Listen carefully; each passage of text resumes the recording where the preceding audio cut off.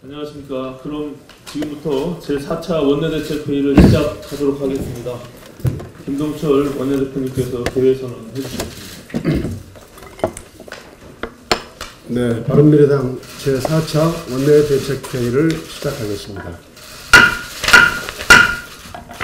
다음은 김동철 원내대표님의 발언이 있겠습니다. 어제 3당 원내대표 회동을 통해서 개헌과 관련한 4가지 핵심 쟁점, 즉 권력구조 개헌, 선거제도 개편, 권력기관 개혁, 개헌 국민투표 시기 등을 오늘부터 본격 논의하기로 했습니다. 첫째, 이번 개헌의 핵심은 권력구조 개편에 있습니다. 그 핵심은 국정농단을 가능하게 했던 제왕적 대통령제를 근원적으로 종식시키고 분권과 협치라는 시대정신을 제대로 구현해내라는 것이었습니다. 무소불위의 대통령 권력 배분과 관련해 청와대와 여당은 내각제 운운하며 말도 안 되는 논리로 국민을 호도하고 있습니다. 대통령 1인에게 집중된 권력으로 인해 제왕적 대통령제가 가능한 현실에서 3가지가 동시에 이루어져야 비로소 분권은 완성됩니다. 행정부 내에서의 대통령과 총리 간의 분권, 행정부와 입법부와의 분권, 중앙정부와 지방정부 간의 분권 등이 그것입니다. 그런데 청와대와 여당은 대통령과 총리의 분권에 대해 대립과 갈등을 우려하는데 그것은 현 정부 내에 소통에 대한 인식 자체가 없고 그래서 소통할 줄 모르기 때문에 그런 얼토당토 않는 발상이 나오는 것이라고 생각합니다. 대립과 갈등은 소통과 협치로 풀어가야 합니다. 청와대와 여당의 논리라면 아예 총리와 국회를 없애야 한다는 것과 다름없습니다. 1인에게 집중된 무소불위의 제왕적 대통령의 권한은 책임 총리제 등 실질적 분권으로 이뤄내고 특히 국민 신뢰와 지지를 상실한 정권은 국회의 불신임에 의해 교체될 수 있는 개헌이 되어야 합니다. 둘째, 국민 대표성과 비례성을 강화하는 선거제도 개혁이 동시에 추진돼야 비로소 정치개혁이 완결됩니다. 개헌을 통해 분권의 시대정신을 구현해내고 선거제도 개편으로 협치의 제도화를 이뤄내는 일은 20대 국회의 사명이자 존재 이유입니다. 셋째, 권력기관 개혁의 시작은 첫째도 둘째도 대통령의 인사권에서부터 비롯됩니다. 우리 헌정사 70년 동안 제왕적 대통령의 인사권이 이들 권력기관을 정권의 신여로 전락하게 만든 주된 이유입니다. 그래서 권력기관은 대통령과 정권의 눈치 보기에 급급할 뿐 정작 국민은 우습게 보았던 것입니다. 박근혜 정부에서 우병우 민정수석이 국정농단을 저질렀던 근본적인 이유도 제왕적 대통령의 호가호의 아래 검찰과 경찰, 국정원 등 권력기관 인사권을 무기로 전횡을 저질렀던 데서 비롯됐습니다. 대통령의 자의적 인사권을 제한해서 권력기관의 독립성과 중립성 확보를 통해 국민을 위한 권력기관으로 거듭날 수 있도록 해야 합니다. 넷째, 개헌의 시기와 관련해서는 여야 모두 국민에게 약속했던 지방선거 동시개헌이 이루어져야 합니다. 아울러 바른미래당은 개헌과 더불어 시급한 민생과 개혁입법 처리를 위해 GM 국정조사, 특별감찰관법, 방송법 개정 등 1+3 현안의 일괄 타결을 제안한 바 있습니다. 4월 임시국회에서 개헌과 함께 3대 현안이 병행 처리될 수 있도록 민주당과 자유한국당에 촉구합니다. 최근 민주당과 한국당 등 거대 양당이 지배하는 광역의회에서 4인 선거구를 대폭 축소해 풀뿌리 민주주의와 지방분권에 역행하는 만행을 저질렀습니다.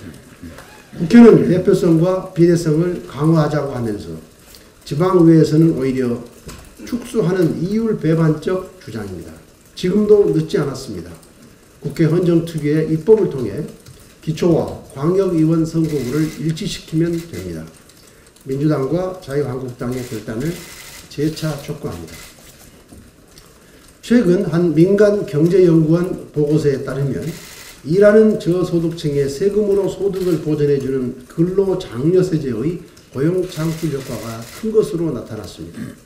향후 10년간 EITC 지출을 4,225억 원 늘리고 고용주 지원을 2,931억 원만 늘려도 고용 인원은 연평균 27만 8천 명, 10년간 약 278만 명이 늘어나는 등 EITC와 고용주 지원 제도를 동시에 확대할 경우 고용 증가 효과가 가장 큰 것으로 나타났습니다.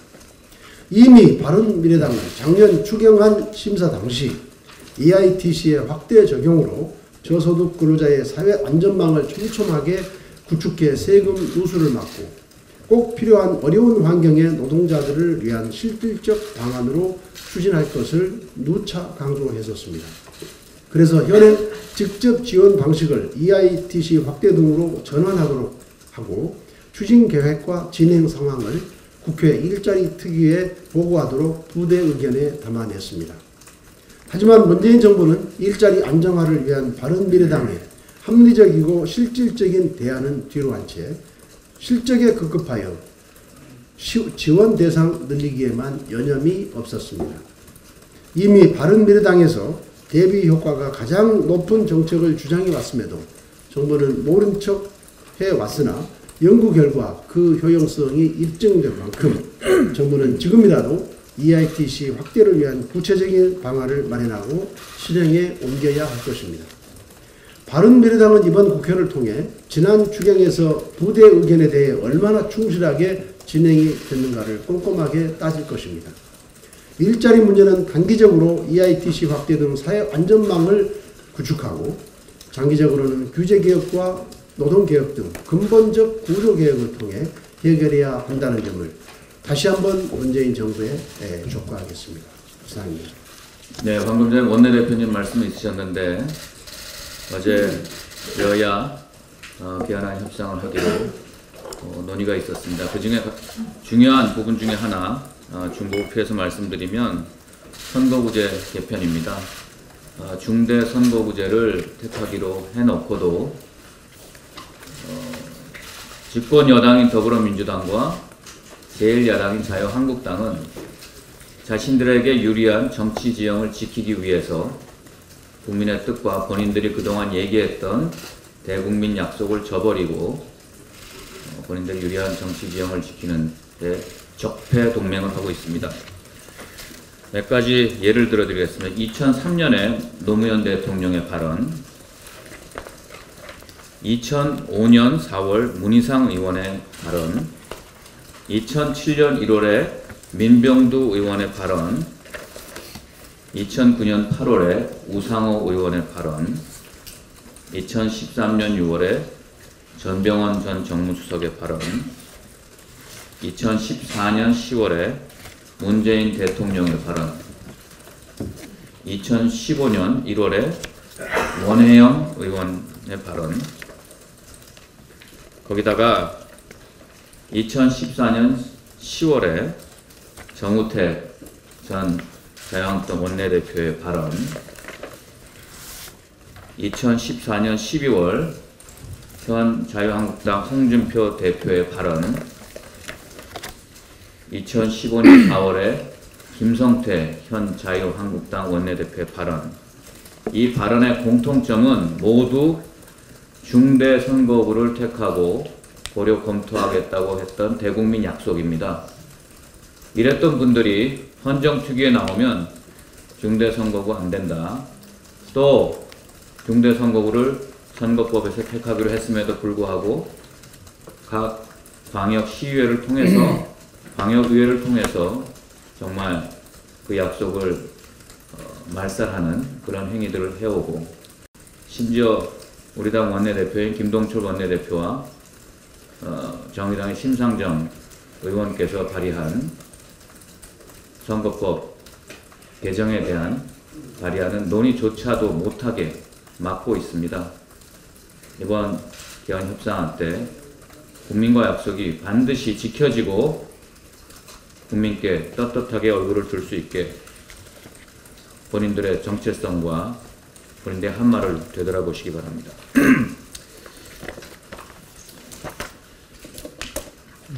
한국과 미국의 FTA가 합의됐다고 합니다.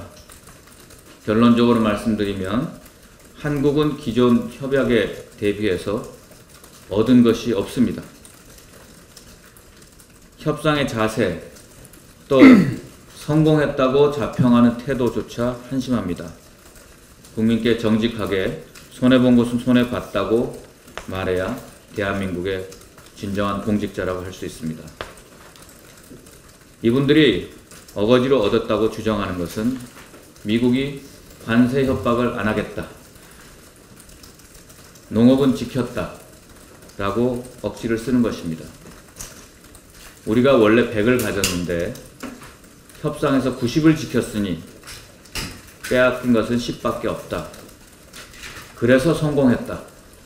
참 희한한 어거지 논리를 피고 있습니다. 결론적으로 말씀드리면 이번 한미 FTA 협상은 세계적으로 대단한 사업가 트럼프에게 말렸다라고 평가하지 않을 수 없습니다.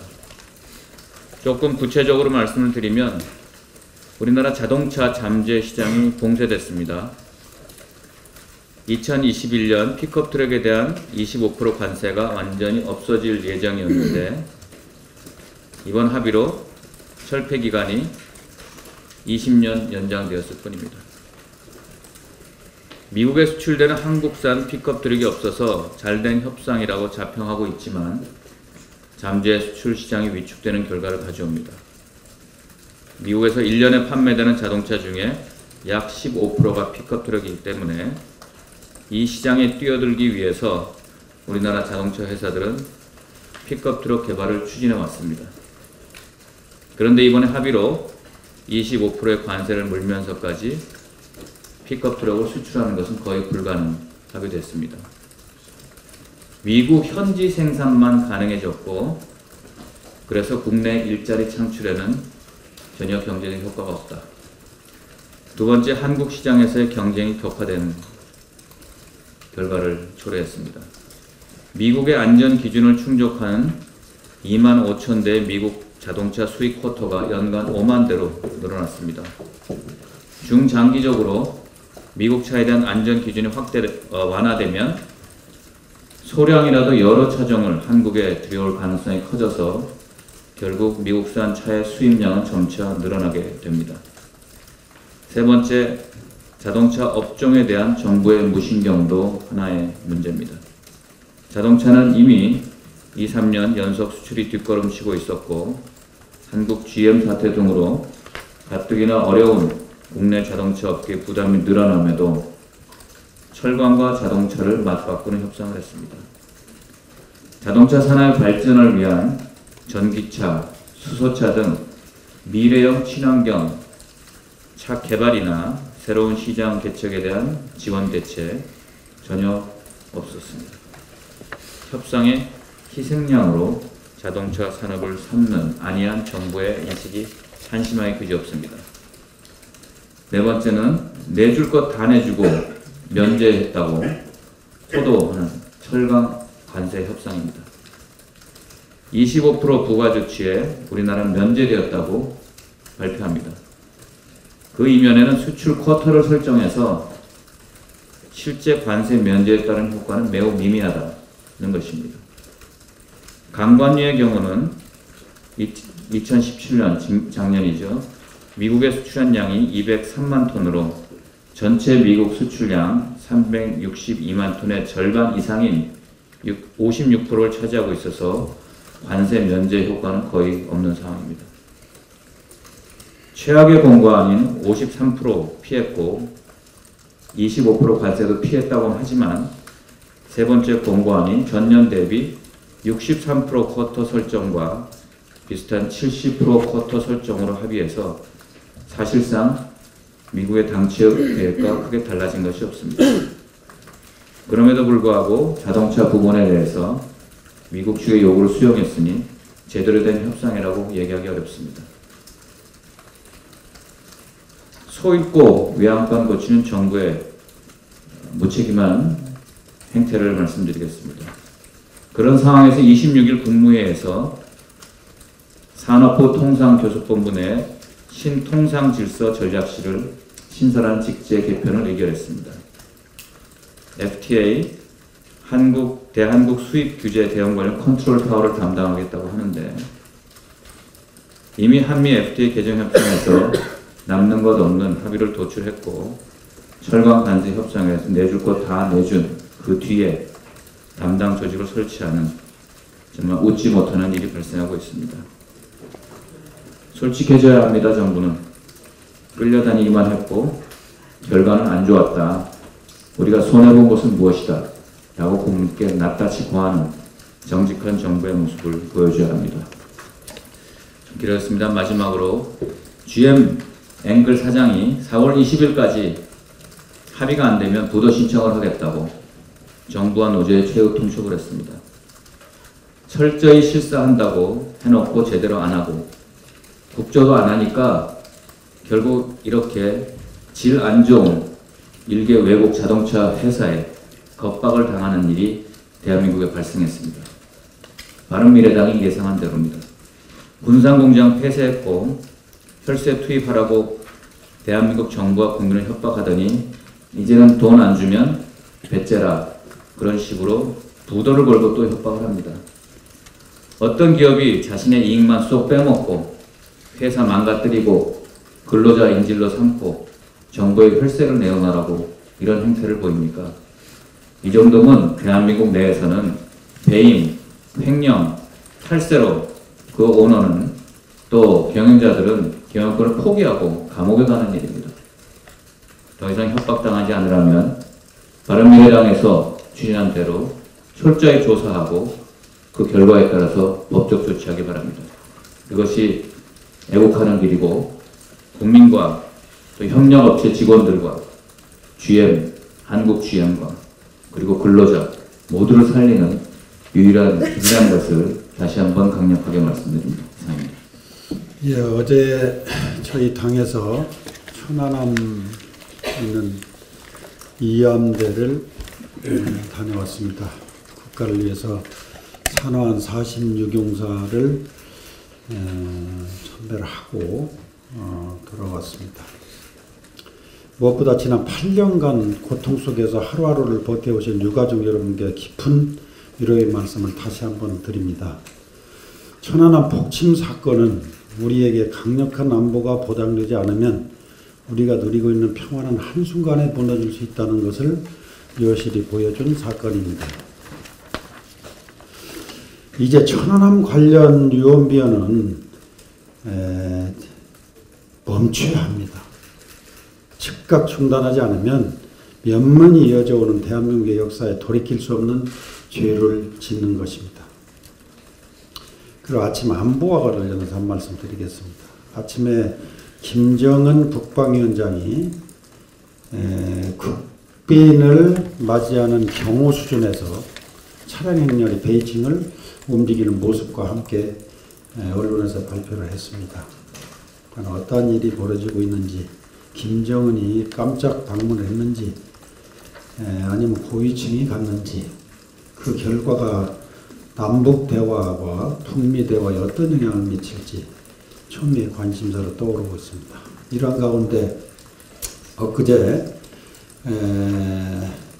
틸러슨 후임으로 폼페이오 CIA 국장이 국무장관이 되고 또 안보보좌 백메스터 대신에 볼턴 안보보좌관을 임명했습니다. 그야말로 볼턴은 슈퍼 매파라고 그러죠. 유엔 헤일리 대사와 폼페이오 국무장관 또 볼턴 안보보좌관이 삼각편대라고 그래요. 미국의 일부 언론에서는 전쟁을 위한 내각이 아니냐까지 말이 나올 정도로 그야말로 트럼프를 비롯한 주변의 참모들이 완전하게 매파 위주로 세팅이 되어 있습니다. 이런 가운데 저희가 바라는 바람은 남북 대화와 북미 대화가 정말 원활하게 이루어져서 비핵화가 이루어진다면 얼마나 좋겠습니까?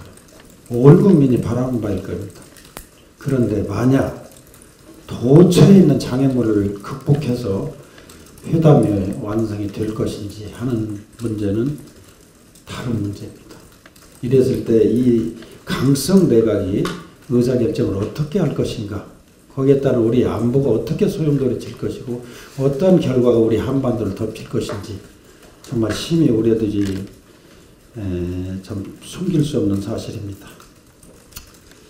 거듭 말씀드리지만 이러한 상황에서 철저하게 준비를 해서 성공해야 될 것입니다.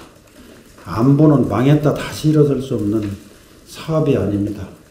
또 예행연습이나 시행착오는 결코 용납되지 않습니다. 국가와 국민의 생존을 결정하는 문제임을 결코 잊어서는 안 될 것입니다.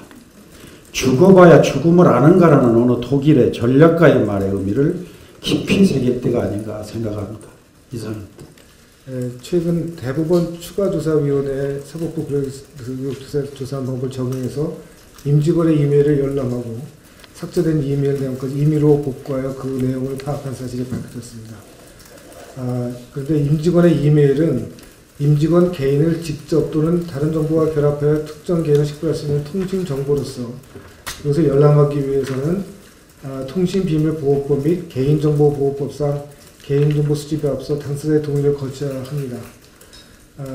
따라서 이번에 MBC 사측이 그 소속 임직원의 이메일을 본인의 동의 없이 열람하고 심지어 수년 전 삭제된 이메일을 사설업체에 의해서 복구시켜 내용을 파악한 것은 명백하게 불법입니다.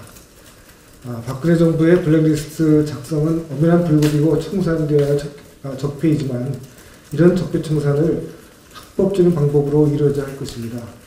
문재인 정부에서 이루어지는 불법적인 적폐 청산은 또 다른 적폐라고 생각되고 이 또한 배격되어야 할 것이라고 생각합니다. 이상입니다. 네, 이번 남북 교류 방문 예술단 교류 못지않게 태권도 교류도 중요하다 이래서 말씀드렸습니다. 4월 초로 예정된 남북 예술단에 봄이 오고 있다 공연의 윤곽이 나오고 있습니다. 그런데 이상한 점이 한 가지 있습니다. 당초 지난 6일 정부가 발표한 내용은 예술단과 태권도 시범단을 북한에 파견한다 였습니다.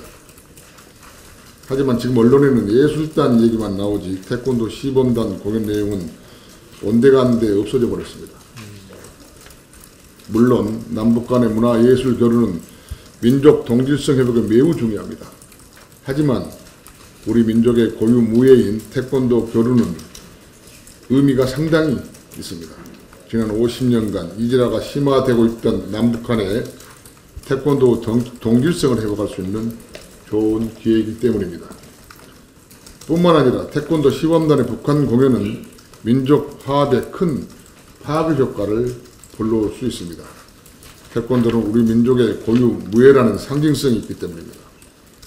모처럼 좋은 환경이 마련됐는데 태권도에 대해 무지한 청와대 행사 기획 담당자 한 사람에 의해서 태권도 교류에 대한 의미는 축소되고 예술단 공연에만 초점이 맞춰 있는 듯합니다.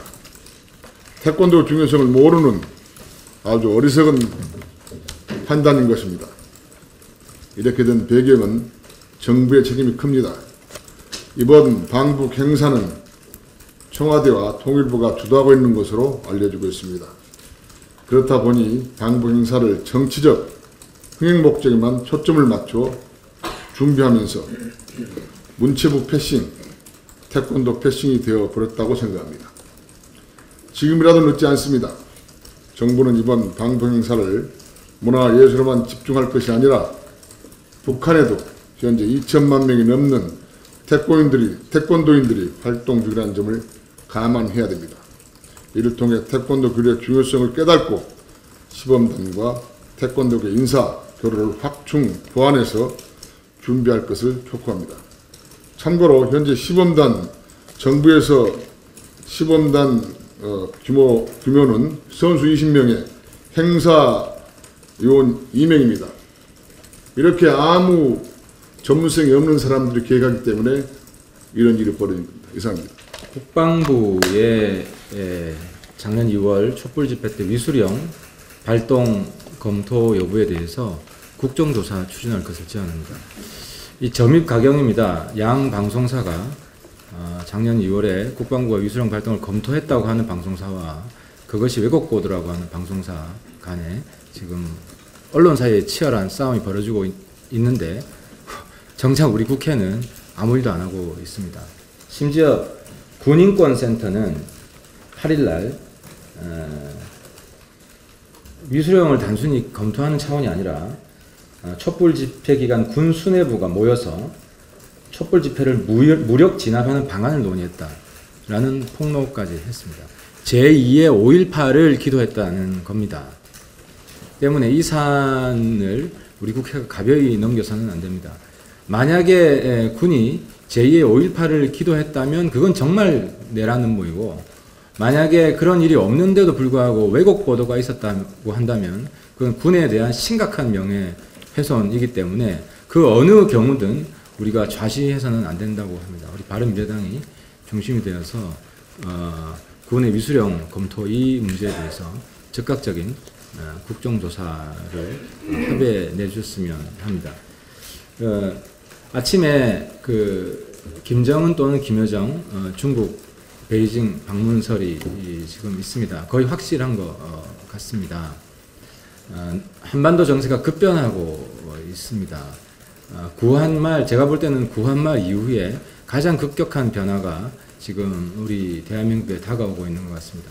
제가 드리고 싶은 말씀은 이런 급격한 시대의 변화 시기에 여야가 초당적인 협력을 해야 합니다. 그런데 대통령께서 정말 재헌 수준의 개헌안을 발의하겠다고 하여 지금 우리 정치권이 앞을 내다볼 수 없는 그런 갈등 국면으로 치닫고 있습니다. 대통령께서도 이 급변하는 지금 한반도 정세에 우리 정치권이 싸움하게끔 하는 것은 아주 불행한 일이라고 생각합니다. 때문에 여야가 초당적으로 단합해야 될 이 시기에 대통령 개헌안은 빨리 철회돼야 됩니다. 그리고 국회가 국회의 개헌안을 합의하기 위해서 그 조건을 지금 청와대가 만들어줘야 됩니다. 만약에 대통령의 개헌안을 계속 밀어붙일 경우 민주당이 대통령 개헌안을 반대하기가 어렵습니다. 대통령 스스로 이 대통령 개헌안을 발의를 철회해서 초당적인 협력의 그런 국회를 만들 수 있도록 도와주시기 바랍니다. 그리고 마지막으로는 내각에 대해서 한 말씀 드리겠습니다. 대통령 개헌안에 대해서 어제 40분 만에 국무회의 심의가 끝났다고 합니다.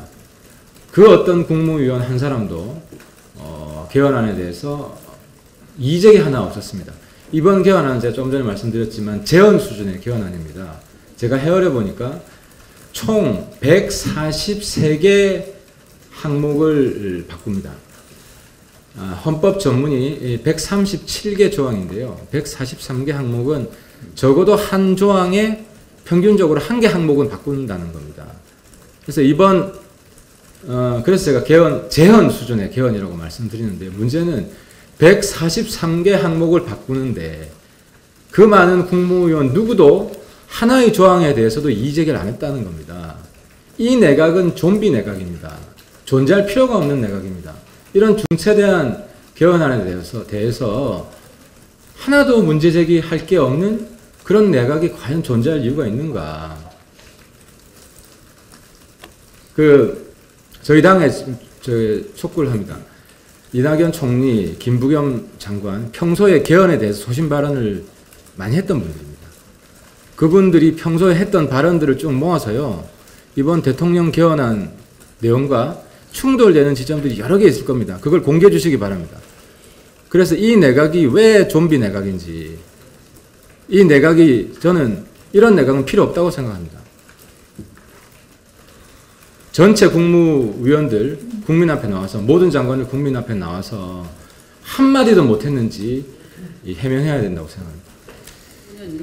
2005년도부터 전공의들이 기피하는 진로 과목을 육성 지원 과목으로 지정해 관리하고 있습니다.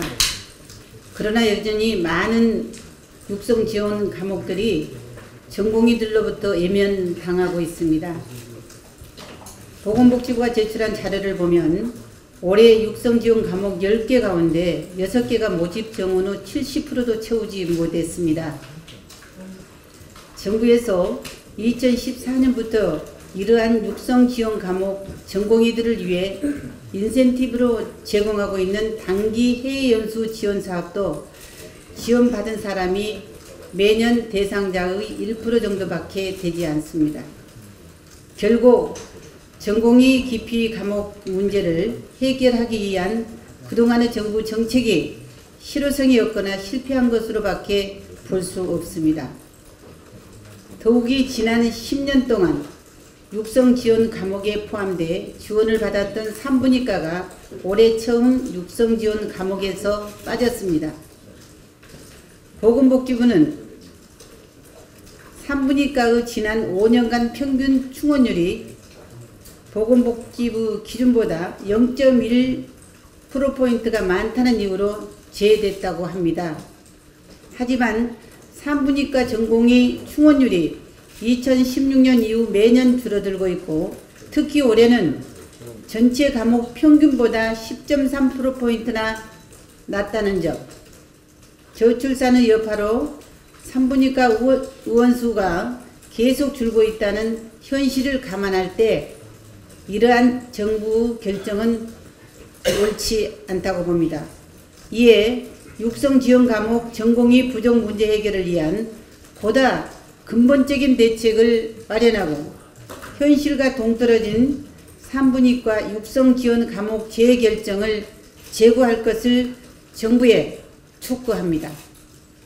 이상입니다. 앞서 하태경 최고위원님 말씀하신 총리 내각, 그 좀비 내각, 보이지 않는 그 내각에 대한 문제는 김동철 원내대표께서 수도 없이 얘기했습니다. 개헌을 대통령 발의로 하게 되면 어떤 상황이 벌어질 것을 충분히 예측했을 겁니다. 모든 민생 문제, 또 지금 국회가 논의하고 있는 과제인 검찰개혁 문제, 이런 모든 것들을 블랙홀처럼 빨아들일 것이라는 것을 예측했을 겁니다. 또 이제 4월 추경을 4월 6일 날 제출할 것으로 예측됩니다. 어제 원내 수석관 회동에서 4월 9일 날 총리가 추경 예산안 본회의 보고가 있을 예정입니다. 지금 국가 부채가 1,500조를 넘은 것으로 밝혀졌습니다. 지금 문재인 정부 씀씀이를 보면 앞으로 더 악화될 전망입니다. 국가 부채가 전년 대비 122조 7천억 증가했습니다. 1,555조 8천억을 기록하고 중앙정부, 지방정부가 갚아야 되는 국가 채무는 전년보다 33조 8천억이 증가했습니다. 국민 1인당 1,300만 원 정도 빚지고 있는 셈입니다. 문재인 정부의 포퓰리즘 정책이 국가 재정을 거덜낼 태세입니다. 한국은행은 고령화가 급속히 진행되면서 세수가 2015년 170조 원에서 2065년에는 123조 원으로 급감할 것으로 전망하고 있습니다. 세수가 부족하게 되면 적자 국채를 발행할 수밖에 없는 것입니다. 1,500조가 넘는 국가 부채 중에 우리 공무원 국민연금 지출을 대비한 충당 부채가 845조 원으로 약 53%에 달합니다. 그런데도 5년간 공무원 17만 4천 명을 증원하겠다는 문재인 정부의 대통령 공약은 앞으로 30년간 327조 원의 예산이 필요합니다. 또 문재인 정부의 청년 구직수당 그리고 건강보험 보장성 확대 등 각종 복지 확대 정책으로 인해서 국정과제 실행을 위해 사용하겠다는 비용이 아시다시피 5년간 178조입니다. 그 세수 확보의 충당 계획은 밝히지 않고 세금 잔치 그리고 예산 블랙홀 정책만 난무하는 실정이 지금의 현실입니다. 나라 곳간이 청와대의 사금고로 쓰이는 것은 막아야 합니다. 국민 혈세로 선심 쓰고 또 그 부담은 고스란히 미래 세대에게 전가하는 이런 무책임하고 무능한 태도 하루빨리 각성하고 문재인 정부는 대책을 마련하기 바랍니다. 네.